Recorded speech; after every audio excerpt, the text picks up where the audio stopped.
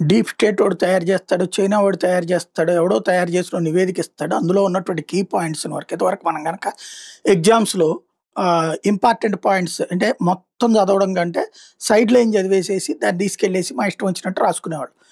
ఇప్పుడు అట్లాగా రాహుల్ గాంధీ గారు వాళ్ళు చెప్పిన దాంట్లో సైడ్ లైన్స్ తీసుకొని ఏదేదో మాట్లాడేస్తాడు.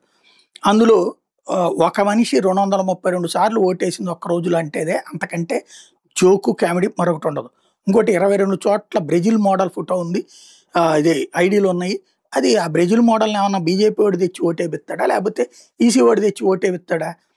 ఎన్నికల సంఘానికి సంబంధించి మనం ఓటుకి అప్లై చేసుకునేటప్పుడు ఎవడైనా అప్లై చేసుకోవచ్చు. ఆన్‌లైన్‌లో అప్లై చేసుకునేటప్పుడు నువ్వు ఆధార్ కార్డో లేకపోతే వేరే కార్డులు ఏయైతే నువ్వు ఐడెంటిటీ చూపెడతావో, లేదా ఒక ఆఫీస్‌లో పనిచేస్తున్నట్టు ఒక లెటర్ పంపించినా సరే, పెట్టినా సరే దాని ఆధారంగా ఆటోమేటిక్‌గా అప్రూవ్ చేస్తారు. అందులో కుక్కల బొమ్మలు, పందుల బొమ్మలు, హీరో బొమ్మలు, హీరోయిన్‌ల బొమ్మలు, అమితాబ్ బచ్చన్, అభిషేక్ బచ్చన్ ఇలా ఎన్ని సార్లు రాలేదు.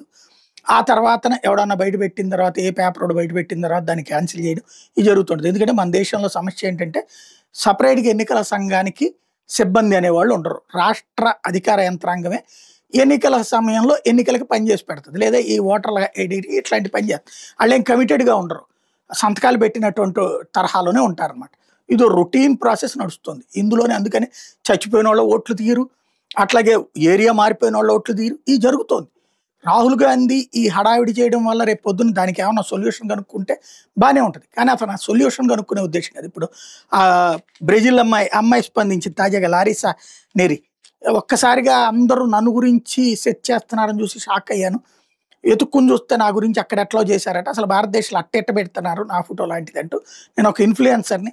నన్ను అట్లా అక్కడ నన్ను చాలామంది ఇంటర్వ్యూలు చేస్తున్నాను అమ్మాయి చెప్పింది. అదే సందర్భంలో లారిసా నెరి అనే అమ్మాయి నిజంగానే హర్యానాలో ఉందట.